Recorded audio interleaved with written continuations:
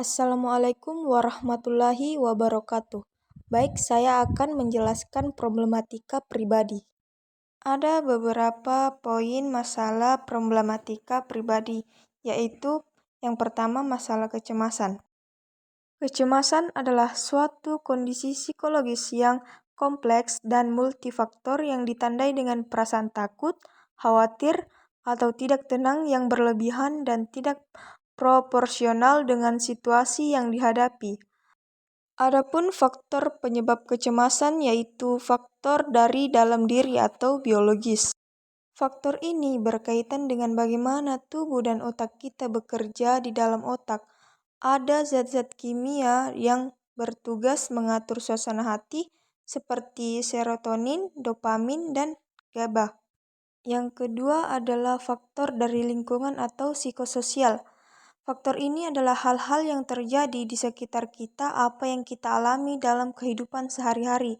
Contohnya seperti tekanan di sekolah, tempat kerja, masalah keluarga, percintaan, kehilangan orang yang kita cintai, pengalaman buruk di masa lalu, atau seperti kekerasan atau trauma. Yang kedua itu kepercayaan diri. Faktor yang mempengaruhi kepercayaan diri adalah penyebab kurangnya rasa kepercayaan diri pada remaja adalah pengaruh teknologi dan informasi. Teknologi sebagai media massa canggih secara tidak langsung mempengaruhi kepercayaan diri remaja. Selanjutnya itu masalah emosional. Emosi mampu mempengaruhi dan berdampak pada kehidupan kita sehari-hari. Pada remaja yang mengalami fase pubertas, mengalami perubahan emosi sangat mudah terlihat, mulai dari pengambilan keputusan yang cenderung irasional hingga kepekaan mereka dalam merasakan sesuatu, bertindak agresif, bahkan cenderung suka memberontak.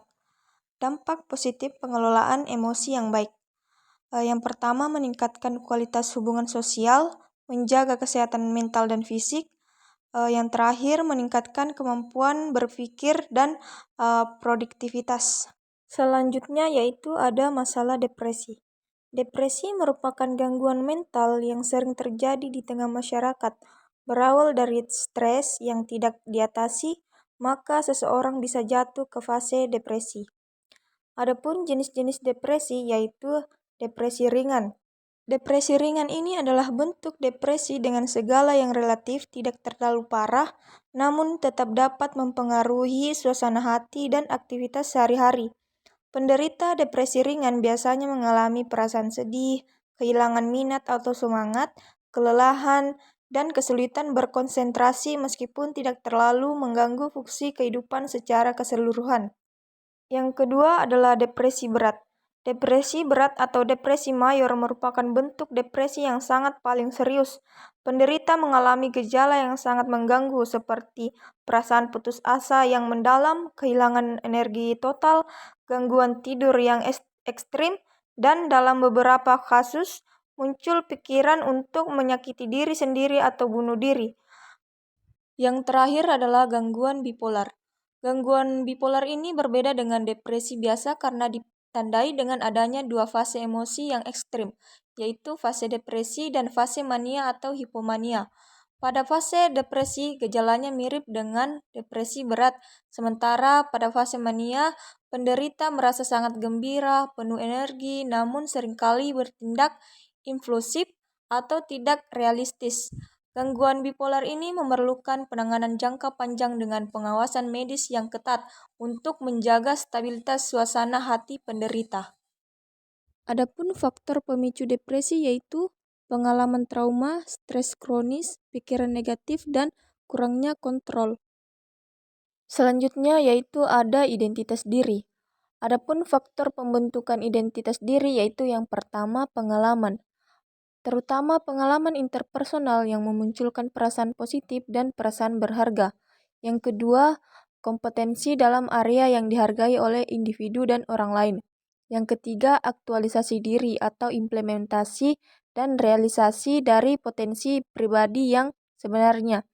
Yang selanjutnya, body image, yakni kesadaran tentang tubuhnya di mana tentang bagaimana seorang melihat dirinya sendiri. Terus ideal self. yakni bagaimana cita-cita dan harapan-harapan seseorang mengenali dirinya. Yang terakhir, social self, yakni bagaimana orang lain melihat dirinya. Selanjutnya yaitu ada masalah kecanduan. Adapun jenis-jenis kecanduan yaitu yang pertama, pembelajaran berbasis online. Ini mengharuskan siswa untuk menggunakan gadget. Remaja yang sebelumnya tidak kecanduan gadget, perlahan akan kecanduan karena kewajibannya dalam belajar online. Akibatnya, pada zaman sekarang, angka remaja dengan kecanduan gadget semakin meningkat. Yang kedua adalah menghabiskan waktu lebih dari 2 jam untuk bermain gadget. Remaja akan dianggap sudah kecanduan gadget jika dalam sehari dapat menghabiskan waktu lebih dari 2 jam untuk bermain gadget, serta seorang pecandu gadget akan berfokus pada dunia mayanya saja, dan jika dipisahkan dia akan merasa gelisah. Yang terakhir adalah bermain game dan membuka situs yang tidak sesuai dengan usianya. Hal ini yang dapat menjadikan seorang anak malas dan lebih fokus bermain gadget dalam menghilangkan rasa bosannya. Jika penggunaan gadget terus dibiarkan, maka orang tua dan anak akan menjadi kurang dekat karena semuanya fungsi keluarga telah digantikan oleh gadget. Berikutnya adalah traumatis. Kesehatan mental yang buruk pada remaja dapat berdampak pada kemampuan mereka untuk belajar, mengambil keputusan, dan membangun hubungan yang sehat dengan teman sebaya dan keluarganya. Adapun teknik pemulihan dari trauma yaitu pertama, penyangkalan, kemarahan, bargaining, dan penerimaan. Yang terakhir adalah fisik. Terdapat hubungan antara kesehatan fisik dan mental dan berdampak pada gaya hidup seperti merokok, minum alkohol, menggunakan narkotika, dan lain-lain, dan interaksi sosial pada suatu individu. Jika pada masa lalu memiliki kesehatan mental yang baik, maka akan memiliki kesehatan fisik yang baik pada waktu yang mendatang. Jadi, kesimpulan dari materi ini adalah pengendalian emosi sangat penting untuk menjaga stabilitas mental, fisik, dan kualitas hubungan sosial. Komunikasi yang baik dan mampu bersosialisasi membantu membangun relasi yang sehat dan saling menghargai. Penggunaan teknologi yang berlebihan dapat berdampak negatif pada kesehatan emosional dan perilaku jika tidak diatur dengan bijak. Lingkungan, pengalaman hidup, dan pola asuh memiliki pengaruh besar terhadap perkembangan kepribadian dan cara seseorang mengelola emosi. Keseimbangan antara aktivitas digital dan kehidupan nyata menjadi kunci untuk hidup yang sehat dan produktif.